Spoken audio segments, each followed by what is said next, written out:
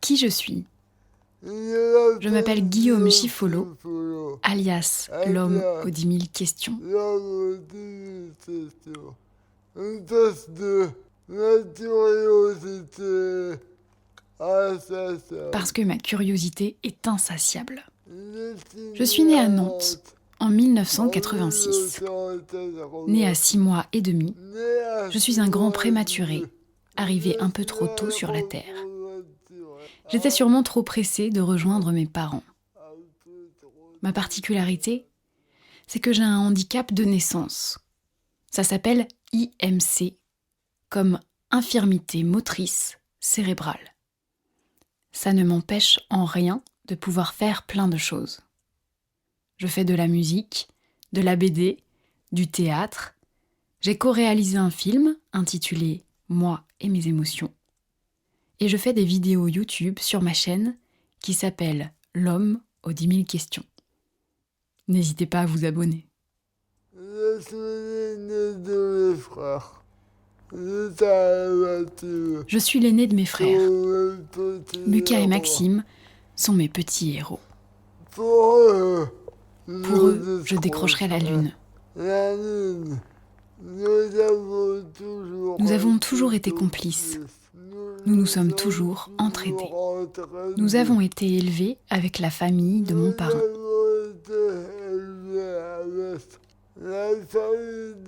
J'en garde de très bons souvenirs.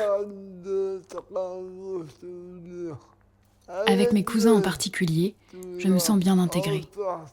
On rit de plein de choses et je peux leur raconter mes différents ressentis. Je dirais même qu'ils font partie de mes antidouleurs, c'est-à-dire les personnes qui me comprennent autant physiquement que mentalement. Durant mon enfance, j'ai eu la chance de voyager dans toute la France. Avec ma famille, on choisissait toujours un camping avec piscine. Pendant nos vacances en Corse, on passait nos journées dans l'eau chaude. On ne voulait pas en sortir. Dans l'eau, j'utilisais une bouée. Papa m'aidait à me mettre en position verticale et je pouvais nager tout seul. Vive la liberté! Enfin, je ne ressentais plus de douleur dans l'eau. Et c'est toujours le cas aujourd'hui, même si je vais moins souvent à la piscine.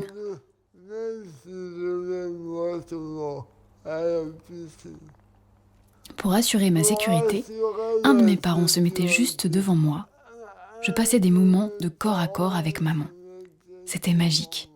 Je devenais une plume tout à coup. Les week-ends, pendant l'année scolaire, j'allais encourager le club de basket-ball où jouaient mes frères. J'étais leur supporter numéro 1. Pendant leur match, j'oubliais mon fauteuil. J'étais avec eux, sur le terrain. L'équipe senior féminine m'avait même offert un maillot et un ballon de basket pour mon assiduité. Maintenant, j'ai la chance de rentrer à la maison un week-end par mois et une semaine à toutes les vacances scolaires. Ça me permet de me ressourcer. Même à 33 ans, l'éloignement avec ma famille est très dur. Parfois, j'aimerais bien me téléporter pour me retrouver avec eux. Avec du recul, je réalise combien j'ai été heureux pendant mon enfance, avec des parents incroyables et des frères sensationnels. Ils m'ont donné la force de vivre, ils m'ont donné l'amour. Si j'ai décidé de témoigner de ma vie dans ce livre, c'est pour essayer de me sentir normale. J'ai toujours besoin de montrer, d'expliquer ce que je ressens. J'aime bien servir de modèle, d'exemple, pour que les gens aient moins peur de la différence. J'aime bien prendre la parole en public, échanger avec mes interlocuteurs, communiquer. Je souhaite que ce livre soit accessible à tout le monde.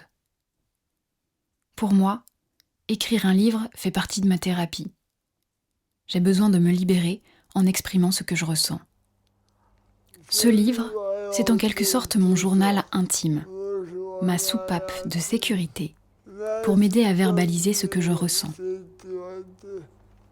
pour m'aider à normaliser cette situation. Comme dans cette chanson de Linda Lemay qui s'appelle Anne.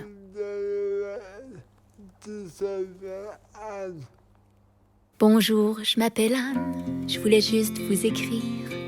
Mais la main de la femme qui va tenir le stylo, c'est celle de Joanne, une personne que j'admire et qui va tenter de me traduire comme il faut.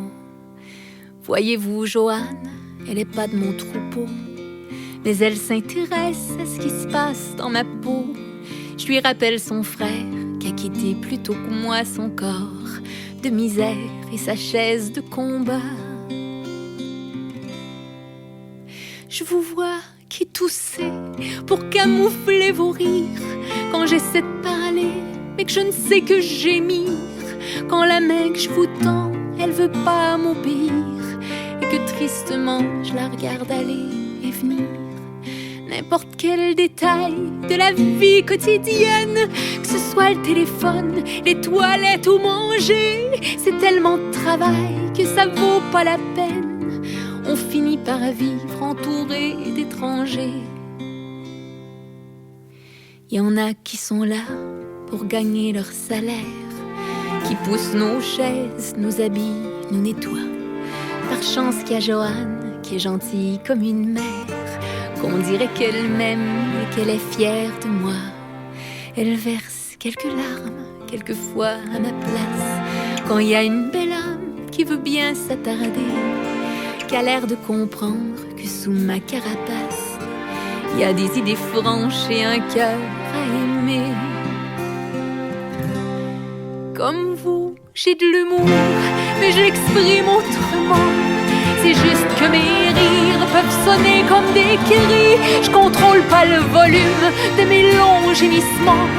Quand au cinéma je m'offre une comédie, je vois toutes ces têtes devant moi qui se retournent. Je voudrais disparaître, mais je suis tellement là. Un chien dans le jeu de quilles, un humain qui aboie. C'est toujours à l'horreur que les comédies tournent. Comme vous, je suis émue devant un enfant qui pleure. Comme vous, je suis déçue quand j'écoute les nouvelles. Je me lève soit de bonne ou de mauvaise humeur. Je suis pas différente en dedans de ma cervelle, mais puisque c'est cérébral qu'on la nomme, cette paralysie qui m'attache de naissance, les gens ne me traitent pas vraiment comme une personne. Ils croient que j'ai mal à mon intelligence. Ils me parlent comme on parle à un chat, à une bête, un peu comme ils font avec les vieux séniles. Ceux qui comprennent pas, c'est que j'ai toute ma tête, alors que mon corps se tord comme un débile. Des tas de gens oublient qui pourraient me trouver belle si j'étais capable de retenir mes grimaces. Alors je m'interdis de rêver à grande échelle. J'ai que des petits souhaits étouffés par mes spasmes. Eh oui, je m'appelle Anne, je voulais juste vous écrire. Merci à Joanne d'avoir lu mes pensées et d'avoir pour moi bien voulu les retranscrire, pour que je puisse enfin à vous tous me confier. Bien sûr, je m'attends pas à ce que cette petite lettre ne trouve de réponse, à l'exception peut-être de quelques regards qui me perceront mieux. Un petit espoir d'être belle à vos yeux. Des tas de gens oublient qui pourraient me trouver belle. Ils font des détours, ils ont peur de ma gueule. Des tas de gens oublient, alors moi je vous le rappelle, je suis là, j'existe. Ne me laissez pas toute seule.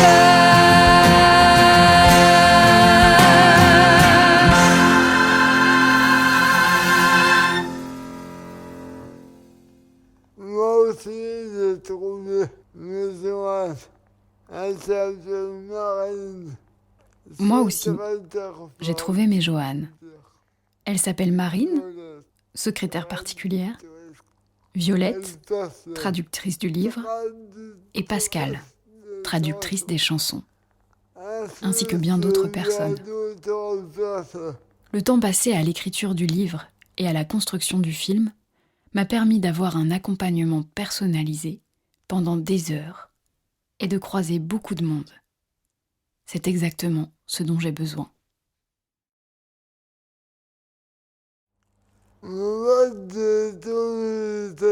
Mon mode de communication. Pour faire connaissance, pourquoi ne pas proposer un petit mode d'emploi ? Ça brise la glace. Et après tout, je suis comme je suis. Voici ma notice d'utilisation.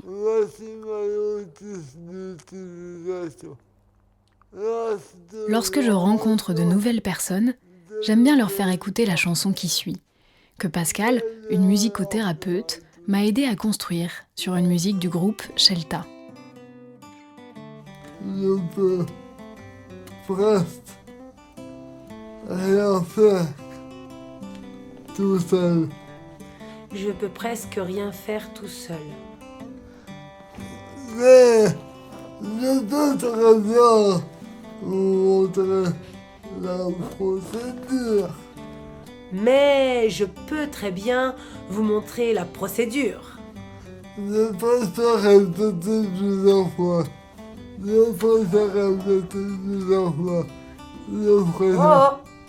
Je préfère répéter plusieurs fois. Je préfère répéter plusieurs fois. Au lieu d'entendre. Au lieu d'entendre. Oui. Oui, oui. Je vous donne quelques astuces pour communiquer avec moi. Je vous donne quelques astuces pour communiquer avec moi. Les autres font les remplaçantes, les stagiaires.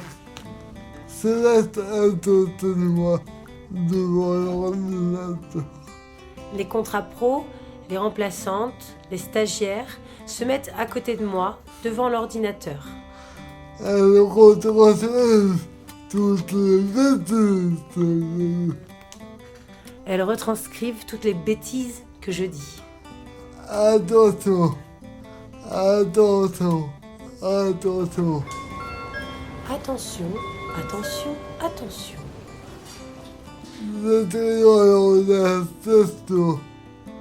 J'écris en langage texto.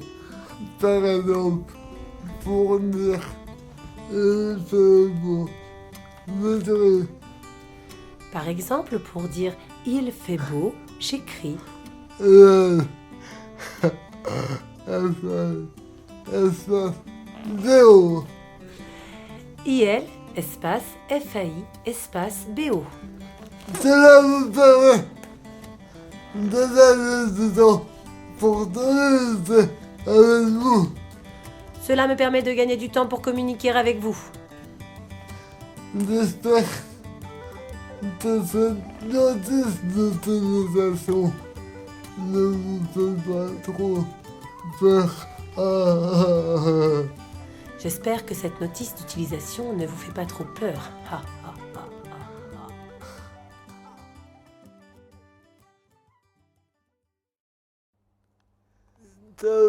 Comme vous l'entendez, j'ai des problèmes d'élocution. Aussi, pour m'aider à me faire comprendre, j'utilise plusieurs outils. Le texte, la traduction simultanée de ce que je dis par quelqu'un qui me comprend bien, et des pictogrammes.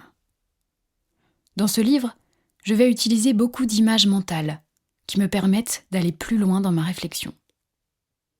J'ai besoin que les personnes qui m'entourent me comprennent, et ce n'est pas toujours facile. Je développe plusieurs méthodes pour mieux communiquer. Une psychologue m'a fait connaître une première méthode. Il s'agit d'un tableau avec toutes les lettres de l'alphabet, chaque lettre étant associée à un chiffre. Par exemple, pour dire « bonjour », cela donne 2, 15, 14, 10, 15, 21, 18. C'est plutôt efficace quand on bloque sur un mot, mais ça reste long. Aujourd'hui, Aujourd'hui, mon mode de communication privilégié passe par l'aide d'un ou d'une secrétaire, une présence dont j'ai tellement besoin. Un autre outil que j'utilise, c'est le logiciel Audacity, qui me permet d'enregistrer ma voix et d'éviter de taper à l'ordinateur. Certes, la préparation des messages pour mes interlocuteurs prend un peu de temps, mais je peux le faire tout seul. Si je n'ai pas recours à ces méthodes et que la personne à qui je parle ne me comprend pas, je lui demande de m'épeler les lettres de l'alphabet et quand on arrive sur la bonne lettre, je dis stop. Attention, j'écris en langage texto. Ça va largement plus vite. Et tant pis pour l'orthographe. Aujourd'hui, je suis accompagnée par une ergothérapeute qui m'aide à développer des outils qui me permettent d'être plus autonome. Elle m'a trouvé une tablette avec laquelle je pourrais allumer la télé, utiliser l'ordinateur et la synthèse vocale. Le tout réuni en un seul objet. Pour l'instant, je ne l'ai pas encore, mais j'espère l'avoir bientôt. Ça me simplifiera la vie. Je devrais me sentir plus à l'aise pour parler, et si ça fonctionne bien, ça va révolutionner mes relations avec les autres. Enfin, avec un accompagnement, j'ai eu la chance de réaliser une BD en utilisant des pictogrammes. La BD s'appelle « L'homme aux 10 000 questions ». Les pictogrammes sont des images qui me permettent d'exprimer certaines émotions. J'ai créé mes pictogrammes moi-même. Pour les faire, j'ai utilisé 2 couleurs. Le vert pour les sensations positives et le rouge pour les idées négatives.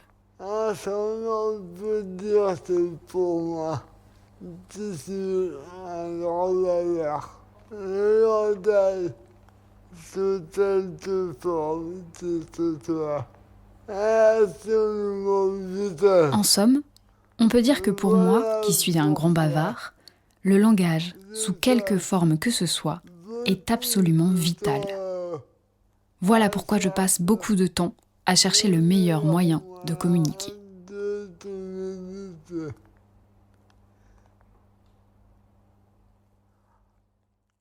Mon parcours institutionnel.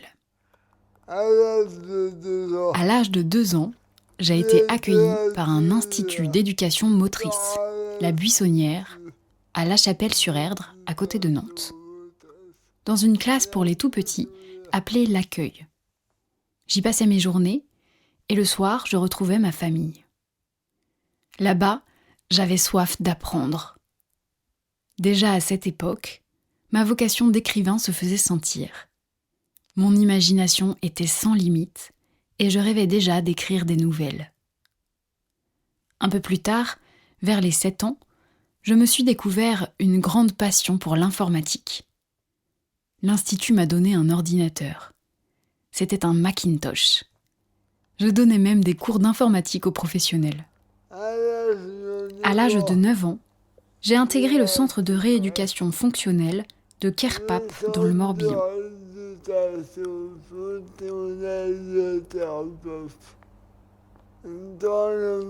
Les débuts où j'ai intégré ce centre de rééducation ont été très durs.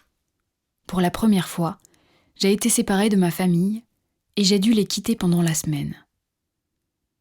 Pour moi, c'était un déchirement émotionnel de me séparer d'eux. Je pensais à ma famille tous les jours. Je me rappelle même avec mon fauteuil électrique. Je me cachais pour pleurer. Je me rappelle même qu'avec mon fauteuil électrique, je me cachais pour pleurer. Là-bas, c'était l'usine. Il y avait 600 résidents. Tout était immense. Les professionnels se déplaçaient en vélo. Pour nous aider à nous déplacer, il y avait des professionnels qu'on appelait les charioteurs. Heureusement, pendant le trajet, on voyait la mer. Et ça, pour moi, c'était le rêve. Après ma journée d'école et de rééducation, j'allais soit au club, un espace convivial qui organisait des soirées, soit au labo informatique. Le mercredi après-midi, j'allais supporter l'équipe de foot fauteuil. Dans cet établissement, on nous proposait des activités extrascolaires comme le théâtre, la musique, la chorale ou le char à voile.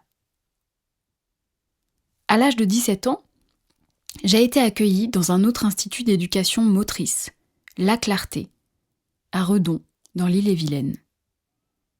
J'y ai intégré une classe de préparation à la vie sociale où on m'a appris à répondre au téléphone, à gérer mon budget, à confectionner un repas équilibré. J'y ai passé 2 brevets, le B2I, brevet informatique et Internet, et le BSR, brevet de sécurité routière. Normalement, les instituts d'éducation motrice accueillent des résidents jusqu'à leurs 20 ans maximum. Mais comme il n'y a pas assez de place dans les établissements pour adultes, j'ai bénéficié de l'amendement Creton, qui permet le maintien de jeunes adultes ayant atteint l'âge limite pour lequel leur établissement est autorisé, en attente d'une place en structure pour adultes.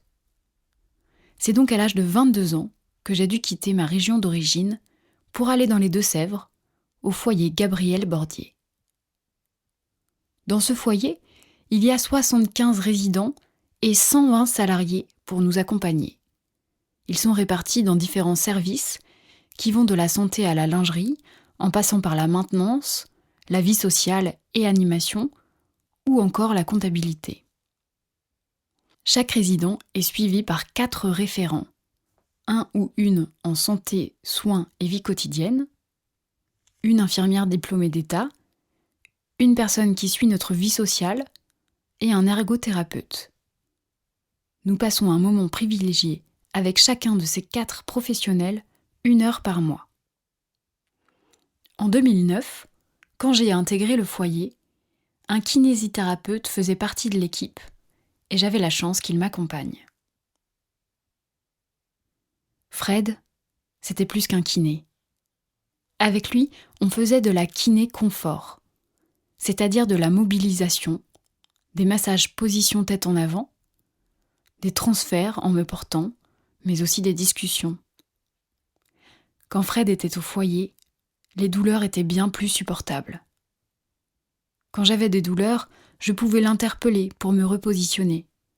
Il était sur place. Il ne comptait pas ses heures avec nous.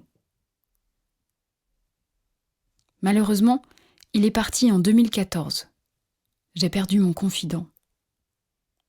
Maintenant, ce sont des kinésithérapeutes libéraux qui interviennent au foyer. Les libéraux font bien leur travail, mais ils n'ont pas les moyens de bien m'accompagner comme Fred le faisait au quotidien. J'ai perdu en qualité d'accompagnement.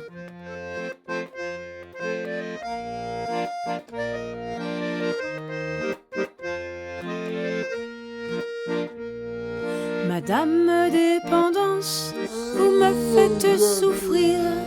Madame Dépendance, pour tenter de vous oublier. Madame Dépendance, je suis obligée de m'occuper. À cause de vous, je suis obligée de demander de l'aide. Madame Dépendance, avec votre ami le handicap, vous vous associez pour me compliquer la vie. Quant à vous, monsieur le handicap, il y a beaucoup de choses à dire sur vous.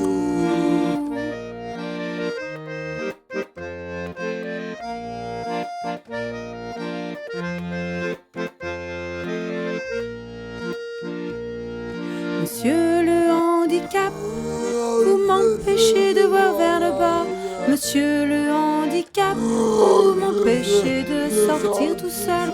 Mais vous savez ce qui me fait mal, monsieur le handicap, c'est que certains vous voient plus que moi, monsieur le handicap. Madame Dépendance, avec votre ami le handicap, vous vous associez pour me compliquer la vie.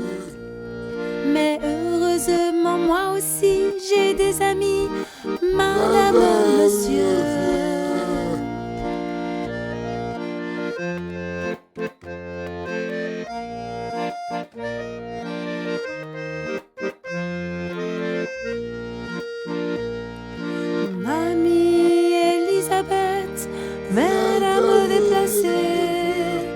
Et là vous êtes coincé, monsieur le handicap. Ma petite amie Charlotte a fait un échange au foyer. Plus besoin d'interpeller, de demander de l'aide. Monsieur le handicap, Madame dépendance, d'après vous, c'est qui le plus fort? Vous voulez que je vous dise la morale de cette chanson? Madame dépendance et monsieur le handicap. La morale de cette chanson, c'est rendons-nous service entre nous. La morale de cette chanson, c'est rendons-nous service entre nous.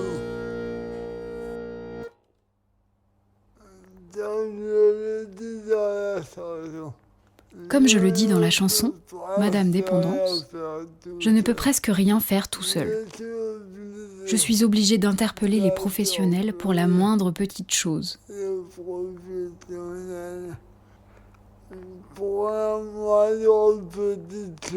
Est-ce que c'est parce que j'ai énormément de douleur? J'ai l'impression d'être en prison.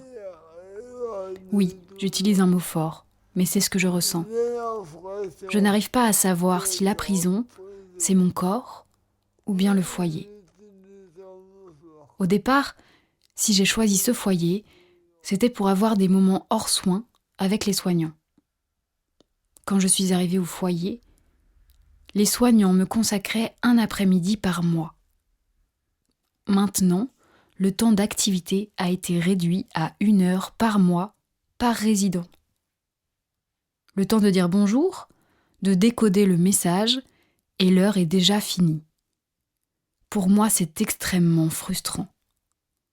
Et encore, j'arrive à parler malgré mes problèmes d'élocution. Mais imaginez, pour les résidents qui ne peuvent pas parler, le temps d'épeler toutes les lettres, en 1 heure, on a tout juste le temps de faire une phrase. C'est très fatigant. Je comprends que la charge de travail a augmenté.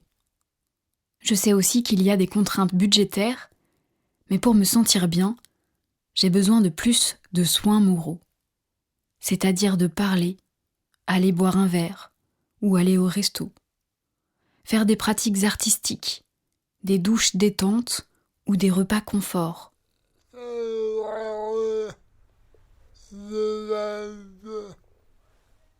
C'est le vrai rôle des AMP, aide médico-psychologique.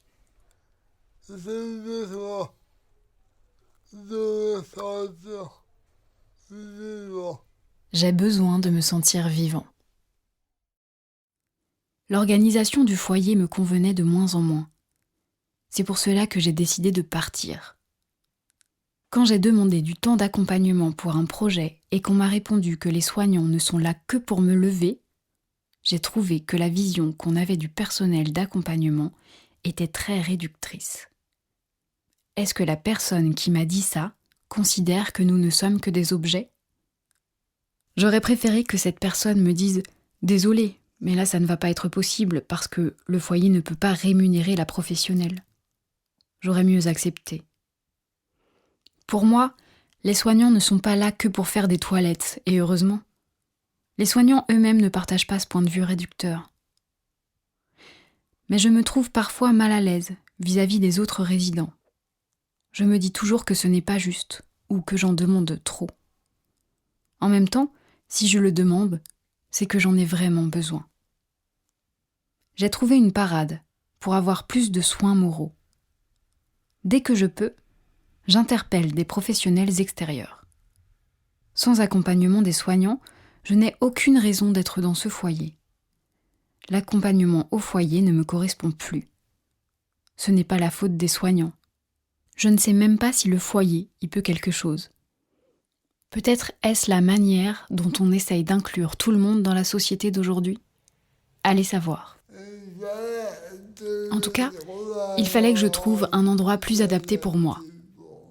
Après 11 ans au foyer Gabriel Bordier à Parthenay, j'ai souhaité intégrer la maison d'accueil spécialisée, ou MAS, Saint-Jean-de-Dieu, au Croisic, en Loire-Atlantique. Ce que je recherchais, c'était un établissement qui considère la personne dans sa globalité.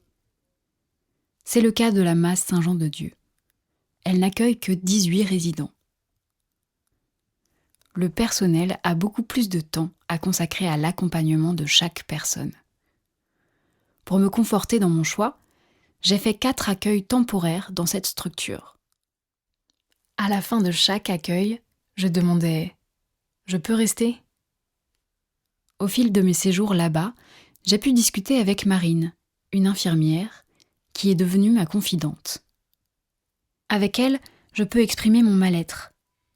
J'oublie la blouse, car je la vois plus comme une personne que comme une professionnelle. Marine essayait de me donner des clés pour aller mieux. Elle a même écrit une lettre au centre médico-psychologique de Parthenay pour leur parler de moi. À la MAS Saint-Jean-de-Dieu, on a la chance de faire beaucoup d'activités gratuites. Ateliers vidéo, musique, arts plastiques, ou encore les sorties pousse-pousse, une sorte de tricycle avec un résident assis à l'avant. Comme les accompagnateurs sont pris en charge, on peut faire plus d'activités.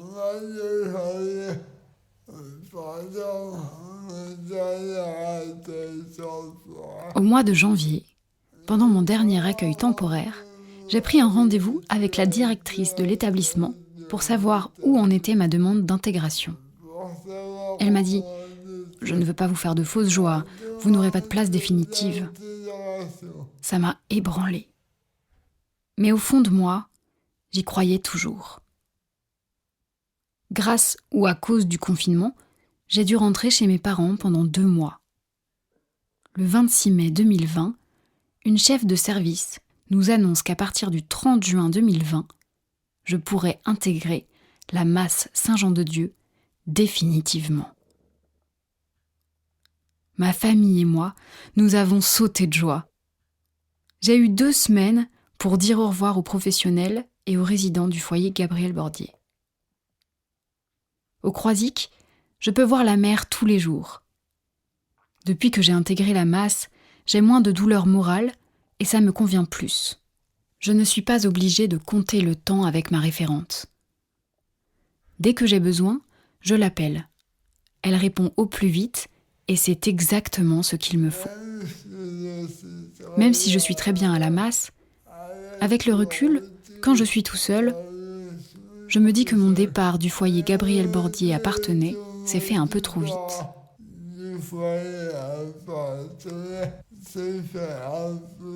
Ai-je bien eu le temps de dire au revoir à tous ceux qui m'ont accompagné ? Est-ce que mon accueil dans ce nouveau foyer a été bien préparé ?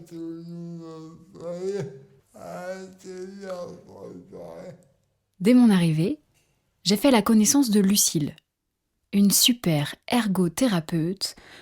Je vais enfin obtenir une nouvelle installation et une synthèse vocale, que je demandais depuis très longtemps.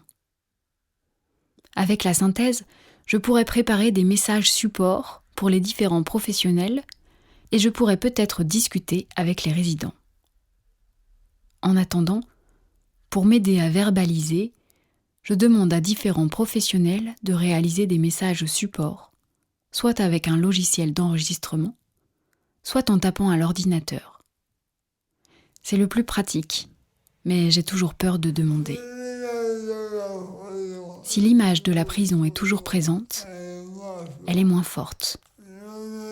Je me dis que si j'ai obtenu une place à la MAS, c'est que j'y apporte quelque chose. Je me sens plus utile et ça me fait du bien de faire partie d'un collectif. En plus, je suis plus proche de ma famille et je peux les voir plus souvent. Ça me fait du bien. Ne pas se taire pour ne plus avoir mal. Ne pas se taire, mais tenter autre chose. Ne pas se taire pour crier ma colère. Ne pas se taire pour poser les choses.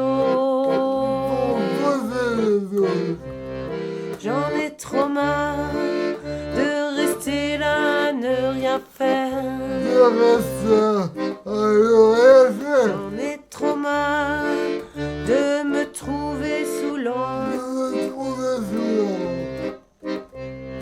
J'en ai trop marre de ne pas prendre l'air.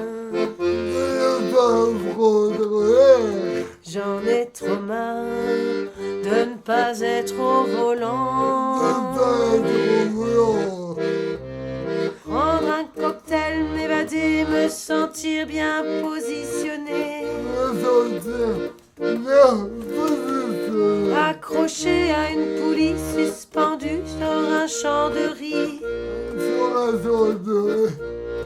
Porté par une montgolfière, je m'envole dans les airs. Douleur, je t'oublie. Porté par une montgolfière, je m'envole dans les airs. Je suis fort aussi.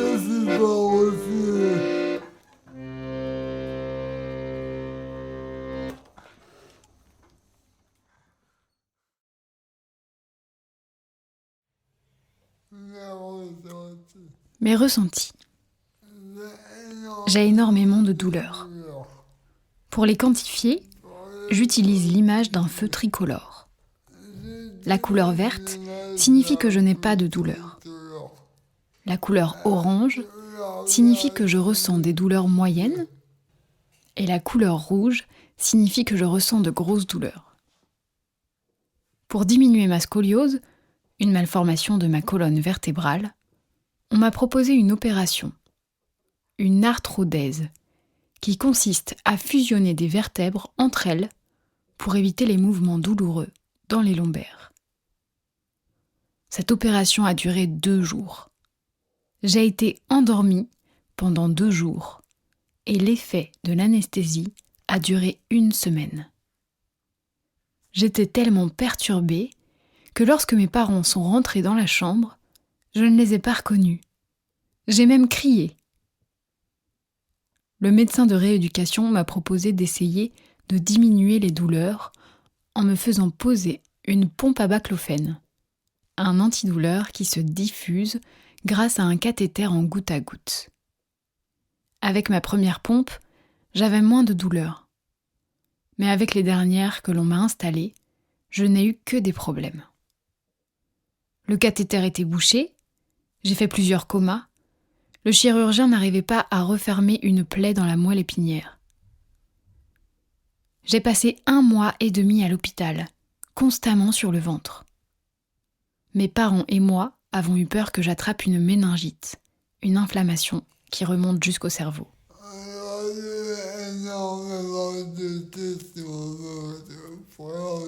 Aujourd'hui, énormément de questions me préoccupent. Je voudrais savoir si mon handicap a évolué, si les antidouleurs sont réellement efficaces, ou s'il n'y aurait pas d'autres méthodes, si le cannabis thérapeutique serait envisageable. J'aimerais aussi comprendre pourquoi, quand on me ramène la tête en avant et qu'on pose une main sur ma joue droite, j'ai moins de douleur. Si j'avais les réponses à toutes mes questions, les douleurs seraient-elles plus supportables ? J'ai entendu une professionnelle utiliser l'expression « mémoire de la douleur ». Je me demande ce que ça signifie. Est-ce qu'elle veut dire que les douleurs sont dans ma tête ? C'est comme ça que je l'ai compris. Est-ce que cela signifie que les douleurs sont aggravées quand j'ai mes moments de mal-être ? Je ne peux presque rien faire tout seul, sauf réfléchir. Alors, je réfléchis beaucoup. Un peu trop d'ailleurs. Quand je me retrouve seule, des images me viennent en tête. L'image de la prison. Une image qui persiste, même ici, à Saint-Jean-de-Dieu, où pourtant, je me sens relativement bien. Imagine une prison. Un espace noir, sans bruit, sans son. Des barreaux rouges sans au lieu de porte. Cette prison coule dans mes veines. Il faut que je sorte. mes bras, mes jambes, ma tête, mes pieds. Dans cette prison, je suis enfermée.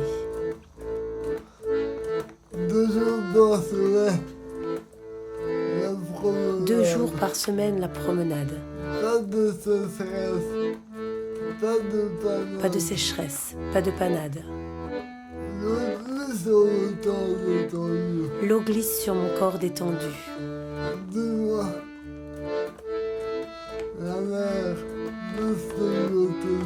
Dis-moi la mer, puisque je t'ai vu. Aide-moi à voir une eau turquoise. Que mon corps ne me cherche plus de noises. Que cette prison ne soit plus mon lit. Je suis menottée. Mes bras, mes jambes, ma tête, mes pieds. Dans cette prison, je suis enfermée.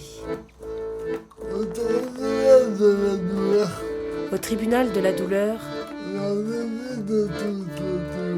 j'en ai vu de toutes les couleurs.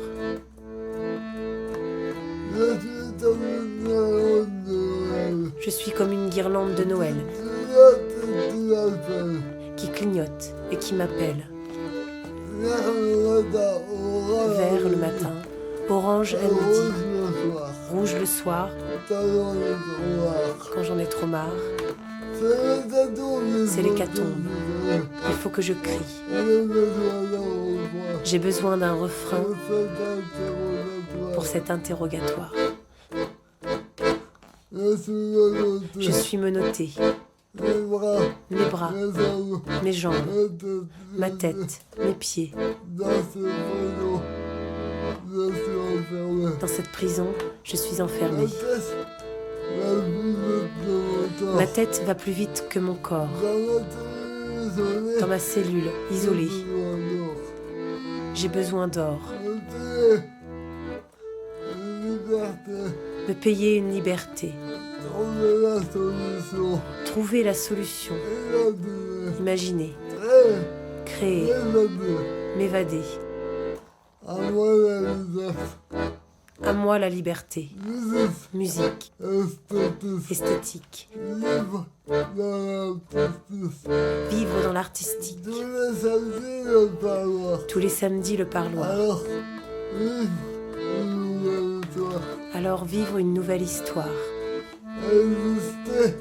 Exister, c'est ce que je fais. Hors de ma prison. Oui, je l'aimerais. Je suis menottée, mes bras, mes jambes, ma tête, mes pieds. Dans cette prison, je suis enfermée. Dans cette prison, je suis enfermée.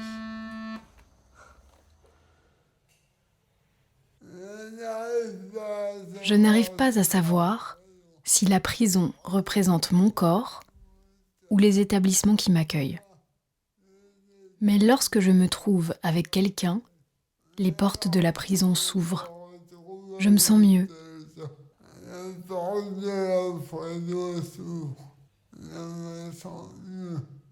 Je me représente aussi comme une pierre, c'est-à-dire comme un poids pour le personnel d'accompagnement.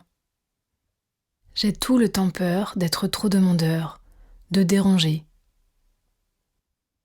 Pourtant, quand j'ai l'impression de me rendre utile, par exemple en écrivant ce livre, je me sens normale. De même, pour diminuer mon mal-être, j'ai tout le temps besoin de faire de nouveaux projets. J'ai beaucoup d'angoisse. Viennent-elles des nombreux séjours à l'hôpital ? Aujourd'hui, l'angoisse de la mort a disparu sans que je ne sache pourquoi. Mais d'autres angoisses me prennent régulièrement. À la veille de ma dernière opération, j'ai dû recourir à un anxiolytique pour calmer ma peur, sans doute accentuée par les opérations qui se passent mal. J'ai aussi quelques phobies, beaucoup plus irrationnelles. Par exemple, tout ce qui concerne le changement d'apparence. Lunettes, couleur de cheveux, tout ce qui change le naturel. Après, je m'habitue. Mais je ne sais pas quelle est l'origine de cette phobie. Heureusement, ça n'arrive pas tous les jours. Mais ce qui est sûr, c'est que pour moi, Halloween et Carnaval sont impossibles à fêter. J'aimerais bien trouver une solution pour supporter cette angoisse, ou au moins l'atténuer. On m'avait proposé de faire de la thérapie comportementale, mais le coût des séances était trop élevé. Je ne sais pas si ça aurait marché. Peut-être la psychologue de Saint-Jean aura une solution. Je ne sais pas. J'ai décidé de faire ce témoignage sonore et d'écrire ce livre pour me livrer, même si ce n'est pas évident pour moi, car j'ai peur de me sentir jugée. Heureusement, j'ai énormément confiance en Marine, Gladys et Marie-Françoise et toutes les personnes qui m'accompagnent sur ce livre. J'espère qu'en lisant ce chapitre ou en l'écoutant,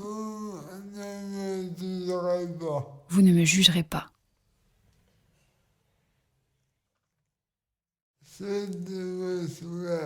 Ce qui me soulage. Pour éviter les douleurs, il existe les soins confort. Autant de positions antalgiques qui m'apaisent, comme la position de la tête en avant.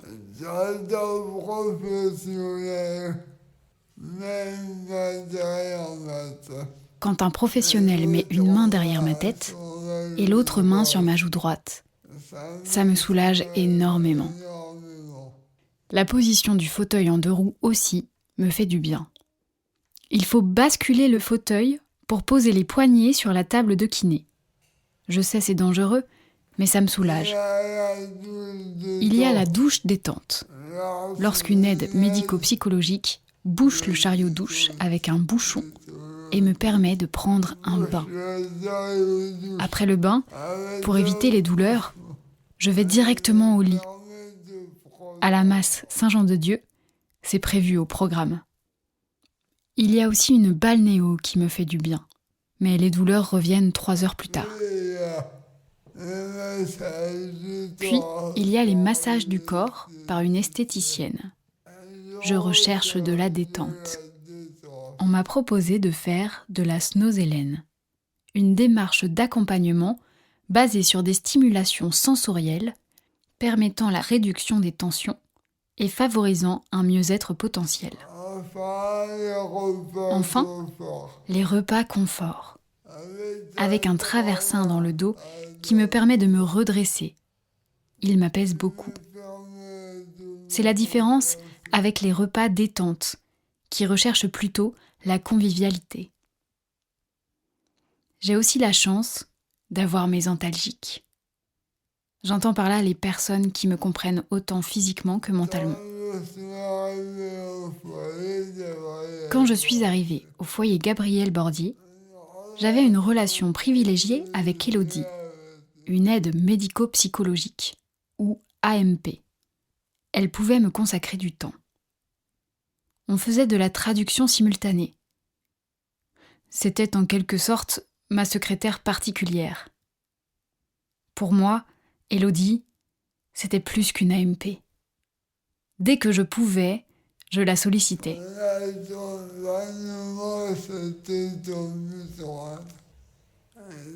Son accompagnement, c'était comme une drogue dont je ne pouvais plus me passer. Elle était en quelque sorte mon héroïne. Et j'étais malheureux quand je n'avais pas ma dose quotidienne.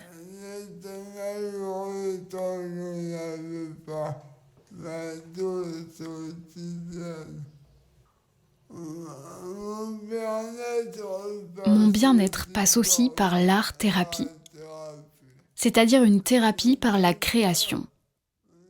C'est ainsi que j'ai pu mettre en musique différents ressentis. Dans ce livre, je voudrais partager un de mes talents, en vous faisant découvrir un morceau intitulé « Bien-être ». On commence comme ça, et puis quand vous en avez marre de secouer le carillon, on se concentre sur la chanson, d'accord ? Dans un premier temps, Pascal, l'art thérapeute, a improvisé un morceau à la guitare. Je l'accompagnais au carillon et j'ai ensuite posé des mots sur cette musique. Voilà ce que ça donne. Thérapie, important, bien-être,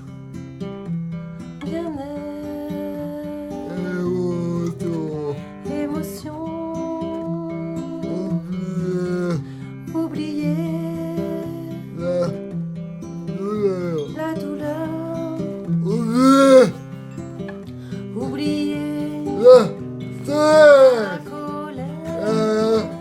hey, hey.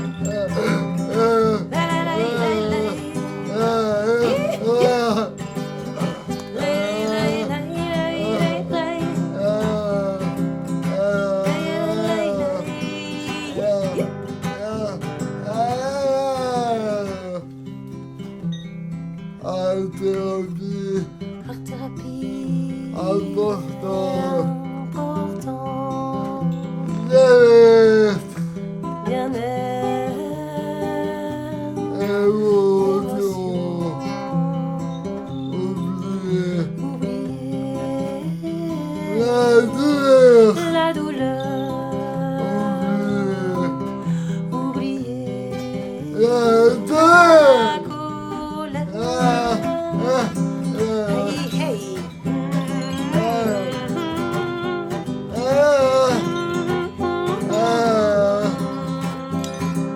Hey, hey, hey, hey.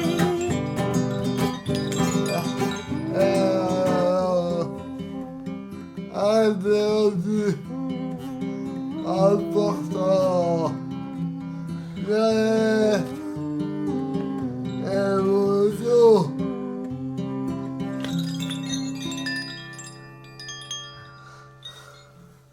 Avec Pascal, on parlait de tout.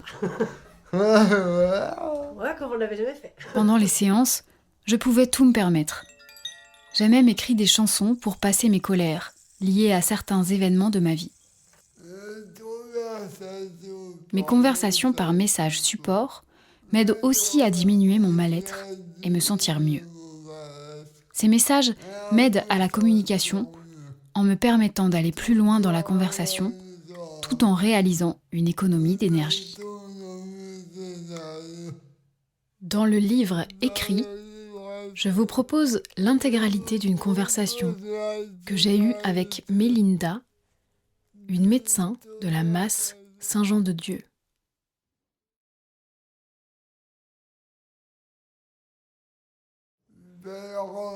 Belle rencontre. Dans mon parcours de vie, j'ai rencontré beaucoup de belles personnes auxquelles je voudrais rendre hommage. Hommage à Philippe. Salut Philippe. Je te dédie ce chapitre de mon livre, Confidence. Tu étais le parrain de mon frère Lucas. Tu as disparu à cause d'une tumeur au cerveau. Grâce à toi, j'ai pu aimer la musique. J'aimais bien être à tes côtés, lorsque tu animais les soirées en tant que DJ. C'est sans doute grâce à toi que je préfère le son à l'image. Avec papa et maman, on parlait souvent de vacances. En partageant avec nous tes récits de voyage, tu me faisais voyager à mon tour. Pour te rendre hommage, avec l'art thérapeute de Parthenay, je t'ai créé une chanson que j'aimerais te faire découvrir. Elle s'appelle Philippe. Sache que je pense souvent à toi. Tu me manques.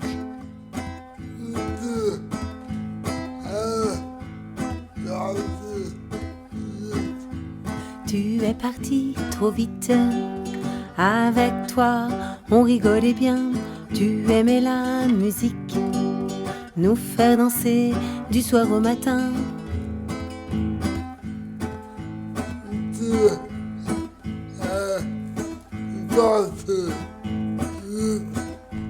On parlait des vacances, on voyageait dans le sud à la mer, on partait en vacances. Tu étais le parrain d'un de mes frères.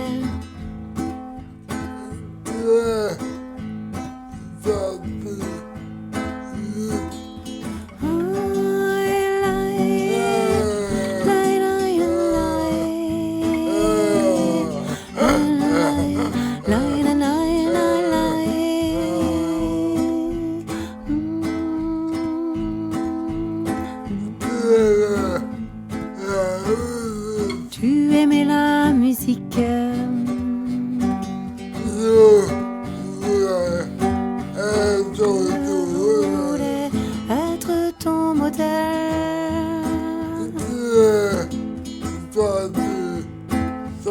Tu es parti trop vite à cause de cette douleur au cerveau.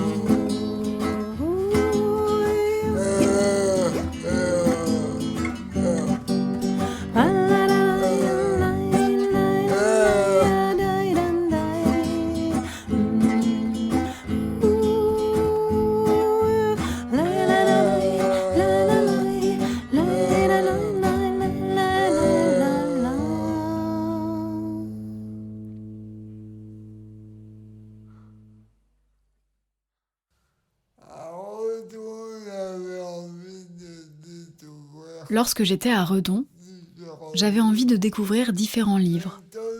Mais comme j'ai des problèmes de vision, j'ai fait appel à des lecteurs et des lectrices bénévoles. Pour les trouver, j'avais mis des affiches dans la bibliothèque. Grâce à ces lecteurs et lectrices, j'ai pu partager l'œuvre de Jules Verne et ainsi voyager dans ma tête. Je pense aussi à une jeune femme en contrat pro. Une aide médico-psychologique appartenait. Elle s'appelait Anaïs. Elle m'avait aidé à rédiger un journal intime. C'était son projet de formation.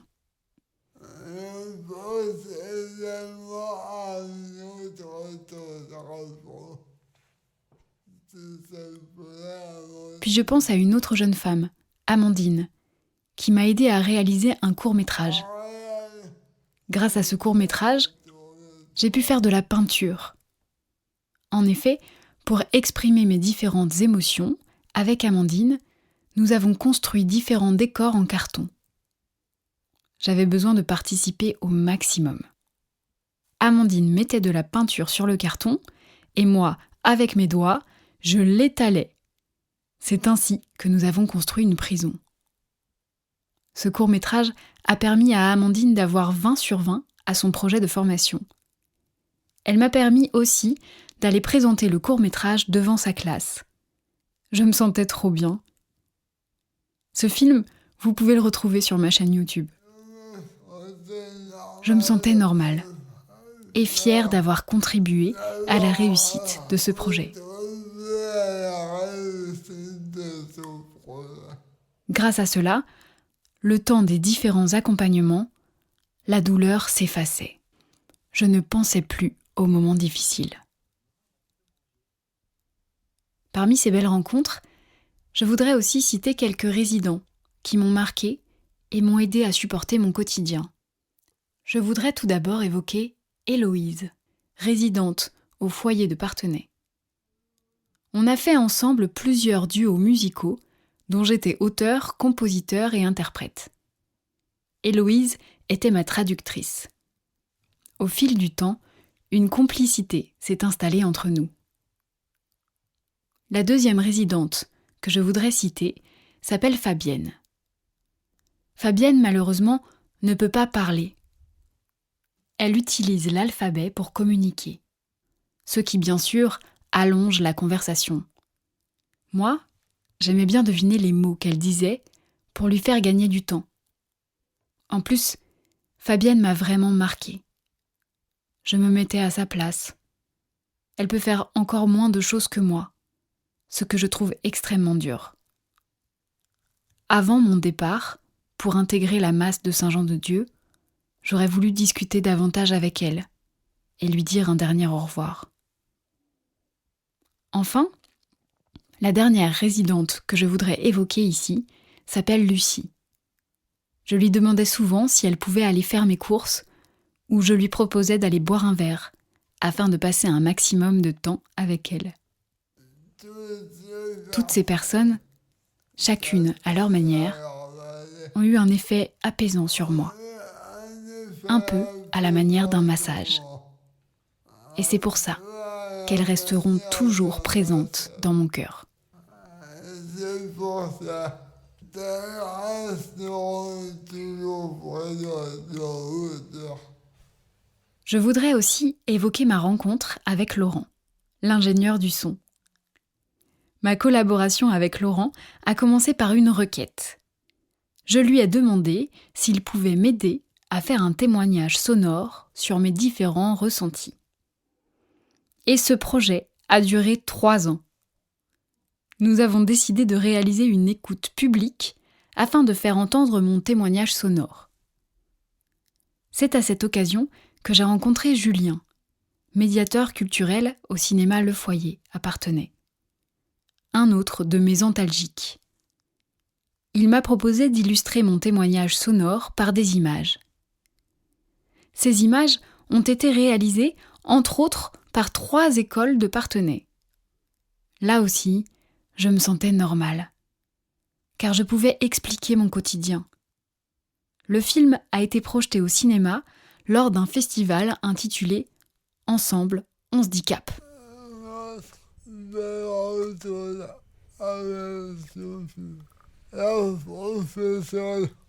Une autre belle rencontre avec Sophie, la professeure des écoles de CM2, qui m'a proposé de faire participer ses élèves à l'aventure du livre audio. J'ai tout de suite dit oui avec enthousiasme.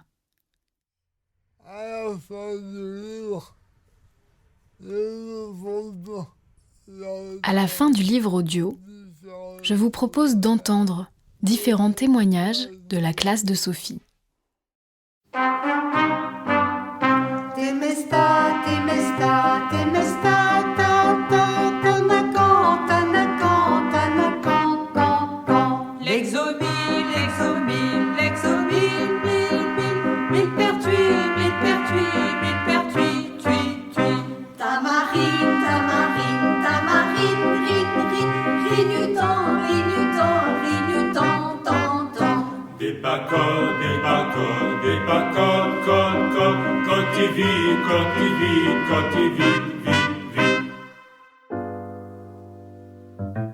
Le matin vient de sonner, commence une nouvelle journée. Larguez les amarres, ouvrez les placards, diluviez tout disloqué. C'est pour calmer l'anxiété, médicaments roses, c'est bon pour l'arthrose. Moi je vous dis que les ateliers, peinture, théâtre ou chant choral devraient tous être remboursés par la sécurité sociale, par la sécurité sociale. Difficile à avaler, ils vont faire leur effet dans le jus d'orange. Comme c'est étrange. On finit par un café pour attaquer la journée du soir au matin. J'en avale sans fin. Moi je vous dis que les ateliers, peinture, théâtre ou chant choral devraient tous être remboursés par la sécurité sociale, par la sécurité sociale. C'est vrai quand même avec tout ça qu'on paye. Les effets indésirables sont souvent inévitables. Attention danger,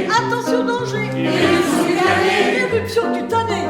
il faut suivre l'ordonnance, ça me donne de l'assurance. L'arrêt du traitement, on y pense souvent. Moi je vous dis que les ateliers, peinture, théâtre ou chant choral devraient tous être remboursés par la sécurité sociale, par la sécurité sociale. On pensait pourtant que ça allait changer avec celui pour qui qu'on a voté. Je n'ai qu'une idée dans la tête, les jeter dans les toilettes. La vie chant. Cet affreux traitement me tente, mais il maintient ma charpente. La posologie pour sauver sa vie.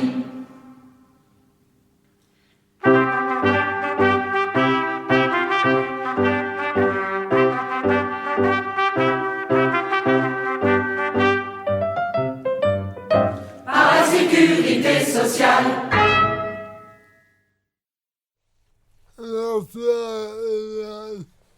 Merci à Eliane, une chanteuse de la chorale Les Gailles, d'avoir donné les droits d'utilisation de la chanson Médicaments que vous venez d'entendre.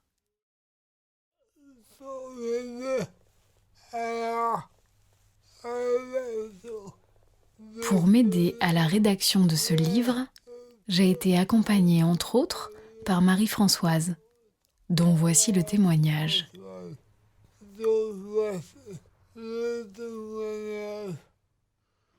Merci Guillaume.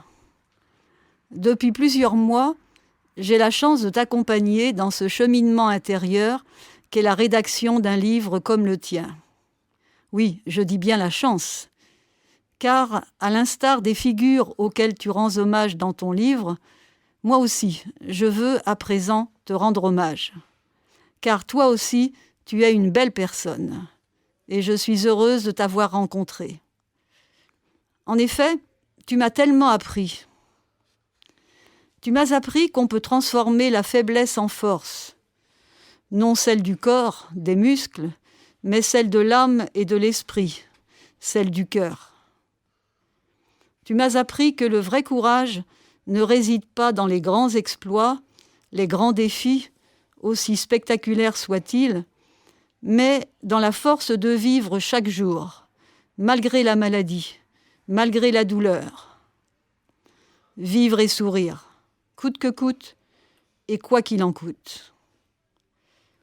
Tu m'as montré qu'au-delà du mutisme et de la solitude, une vraie communion avec l'autre est toujours possible, au-delà des mots parfois. Tu as bouleversé ma vision des valeurs, celle du temps que nous, valides, nous pourchassons souvent en vain, celle du bonheur qui nous échappe si souvent alors qu'il est à portée de cœur. Car d'un corps carcan, tu as fait un instrument de libération. D'une triste réalité, tu as fait un rêve. De ce qui aurait pu être un échec, tu as fait une victoire. Toi qui es né avec des semelles de plomb, tu es parvenu à tutoyer les étoiles. Alors oui, du fond du cœur, je te dis merci Guillaume. Merci de m'avoir donné une si belle leçon de vie. Marie-Françoise.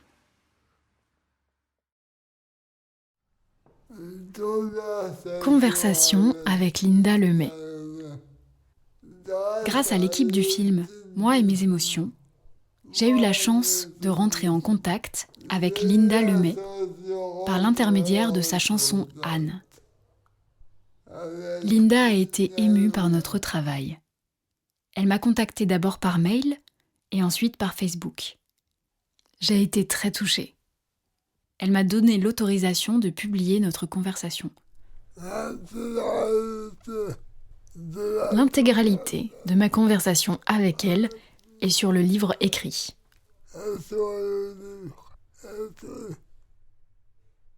Inspirée par le film Moi et mes émotions, Linda Lemay a composé une chanson qui relate mon histoire. Elle s'appelle Le Poisson Rouge. Ce titre faisant allusion à un moment du film qui évoque mon bien-être à la piscine.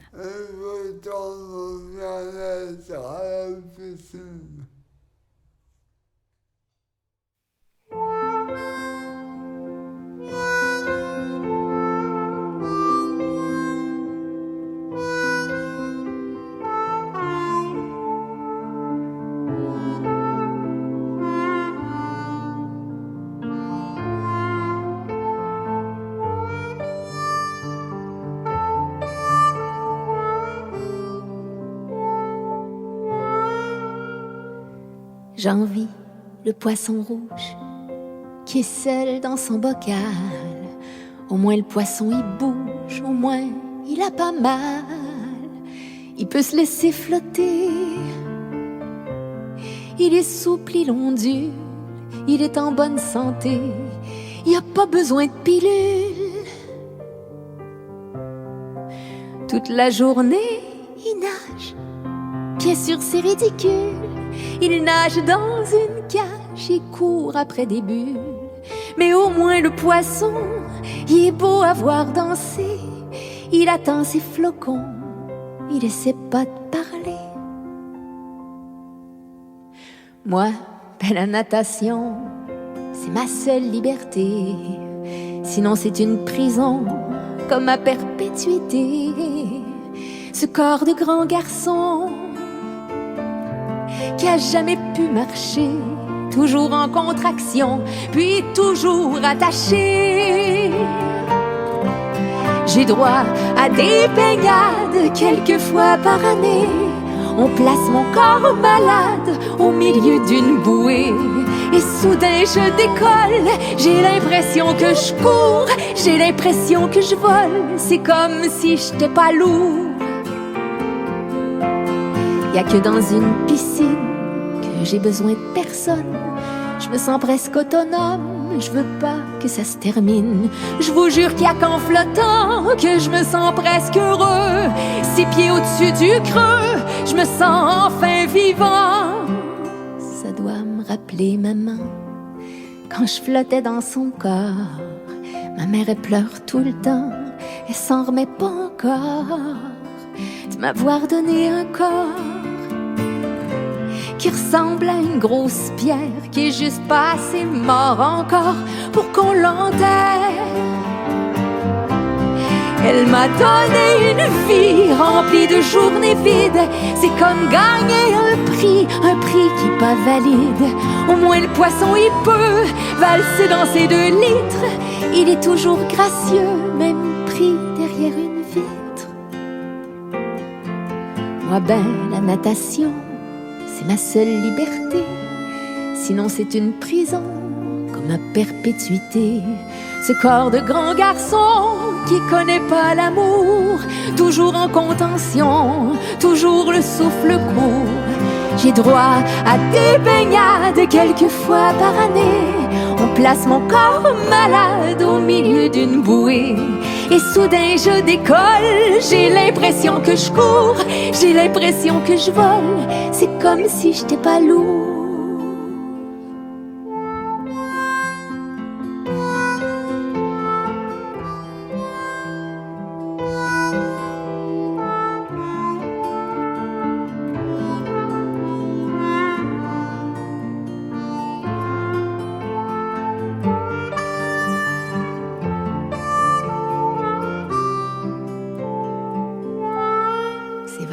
La natation, ben c'est mon seul répit. Moi si j'étais un poisson, ben je profiterais de la vie. Si j'étais un petit poisson, je serais pas dans une chaise à observer mes sons, provoquer des malaises. Moi je connais pas le luxe, la spontanéité. D'ailleurs ce mot me rebute, ça me prend l'éternité à essayer de me rendre à sa dernière syllabe. Je suis là que je vois le monde attendre, c'est juste insupportable. Moi j'attends mes baignades comme on attend Noël. On prend mon corps malade, on le couche et on l'attelle, et puis on le met à l'eau. Et là j'ai du bonheur qui monte comme un sanglot. J'oublie toutes mes douleurs.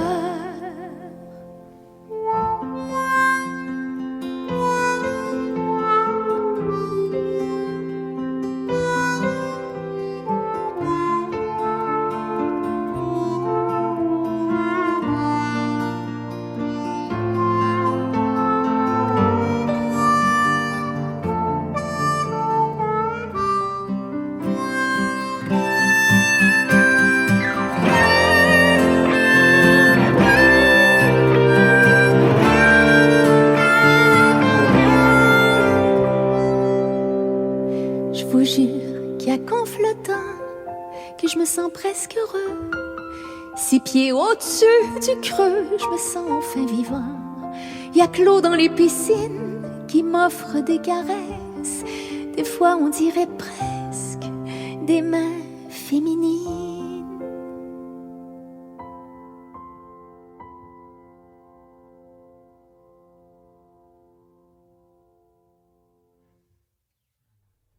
Grâce à ce projet, une belle complicité s'est installée entre nous.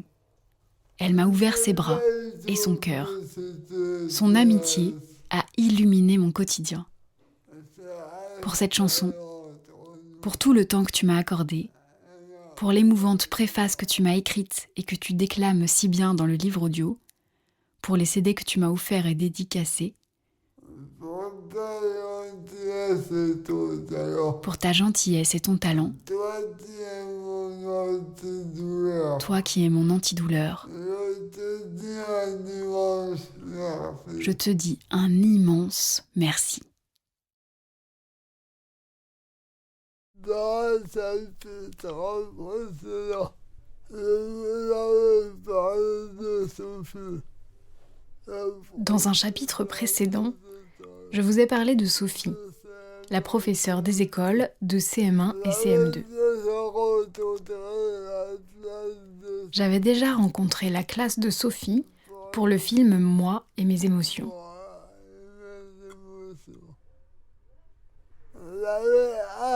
J'avais hâte de me lancer dans cette aventure avec des enfants.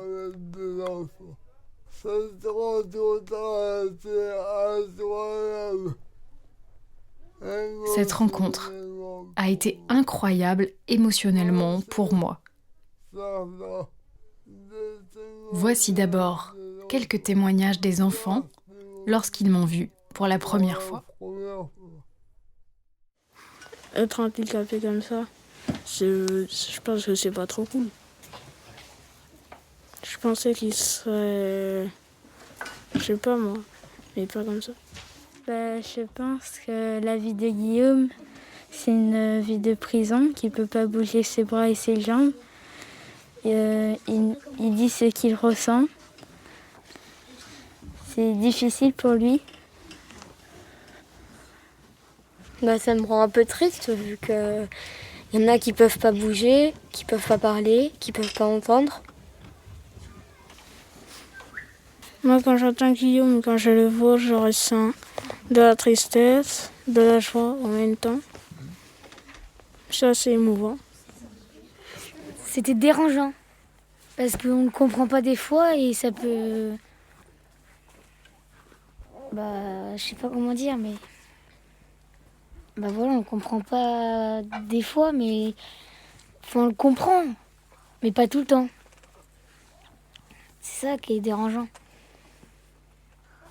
Quand j'ai entendu Guillaume, ça m'a fait... au début, on comprend pas trop ce qu'il dit, après on comprend un peu mieux. Ça m'a un peu touchée. Ça me fait un peu de la peine. Par exemple, Guillaume, il bouge pas par rapport à nous. Alors que nous, on bouge, du coup, il y a une différence. Après, il peut être un peu comme nous. Il peut pas courir, il peut pas manger tout seul, sauter. Ils sont courageux de supporter tout ça. Ils peuvent pas faire tout comme nous. Quand j'ai entendu Guillaume pour la première fois, j'ai ressenti de la peur et j'étais aussi un peu contente de le connaître. Et aussi, ça m'a fait un peu mal quand j'ai appris qu'il était handicapé, en situation de handicap.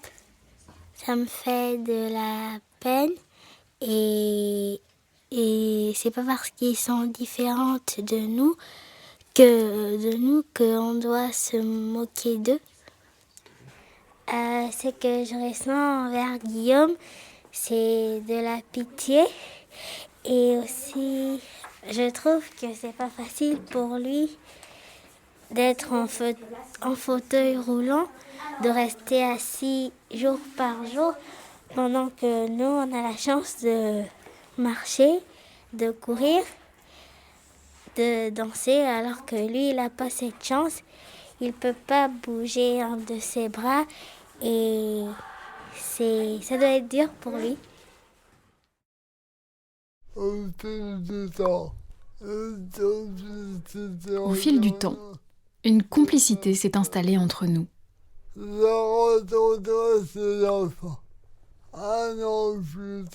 J'ai rencontré ces enfants 1 an plus tard, pour la 2e fois, pour ce livre audio. Je leur ai posé la question. Si je vous dis que vous êtes mon médicament, ça vous fait quoi ?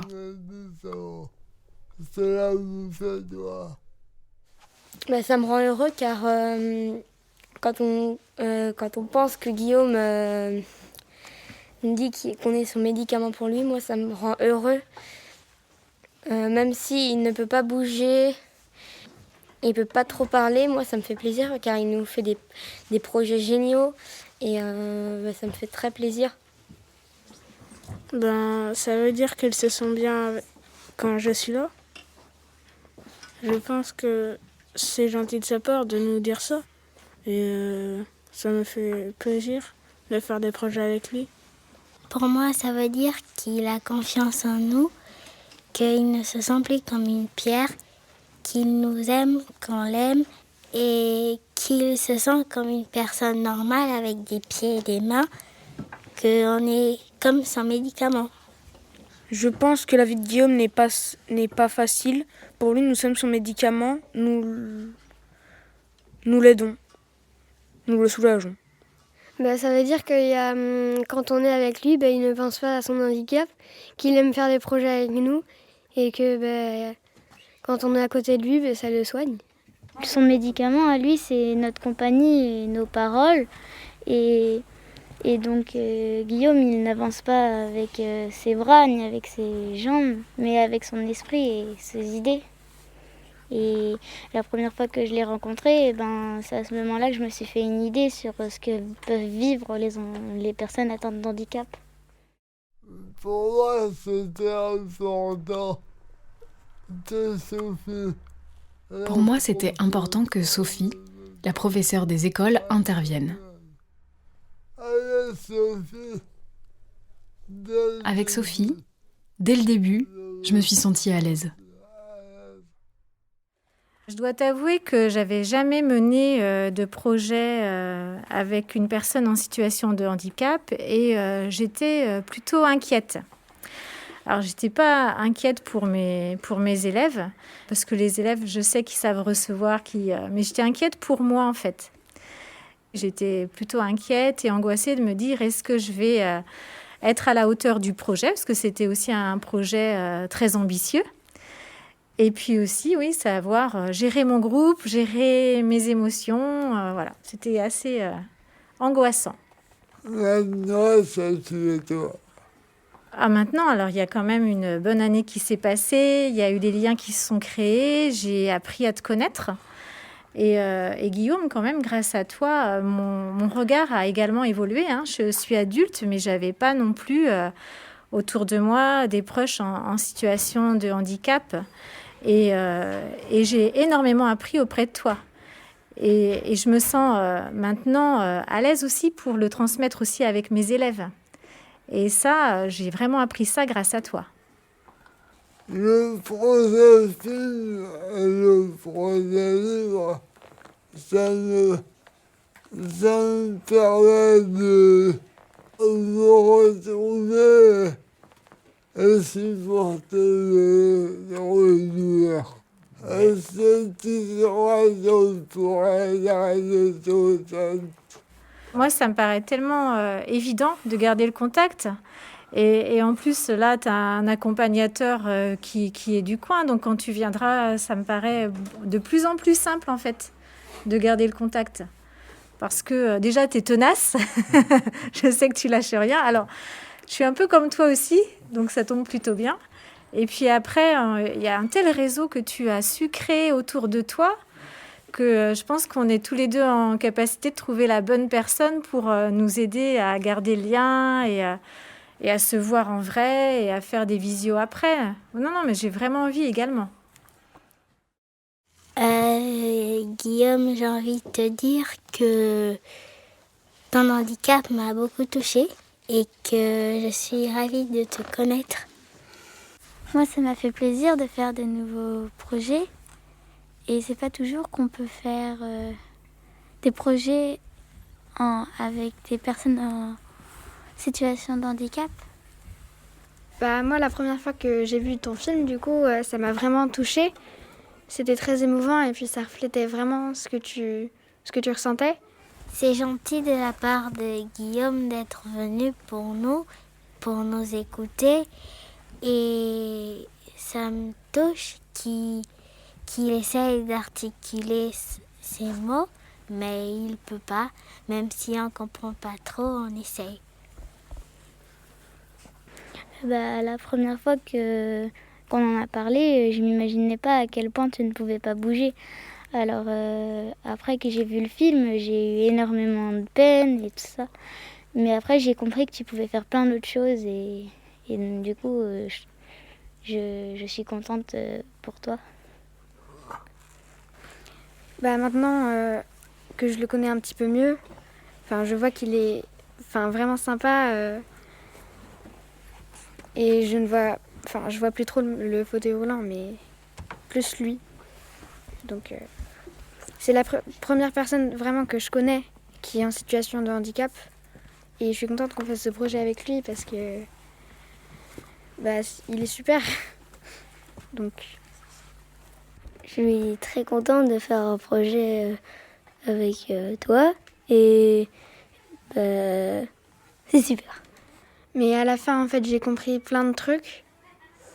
Donc j'étais un peu moins triste parce que tu pouvais quand même t'exprimer à travers des projets, avec tes idées et plein d'autres trucs.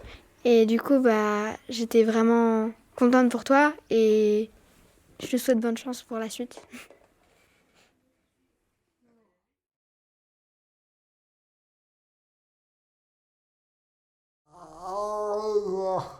Au revoir à vous. À vous, mes amis lecteurs et lectrices.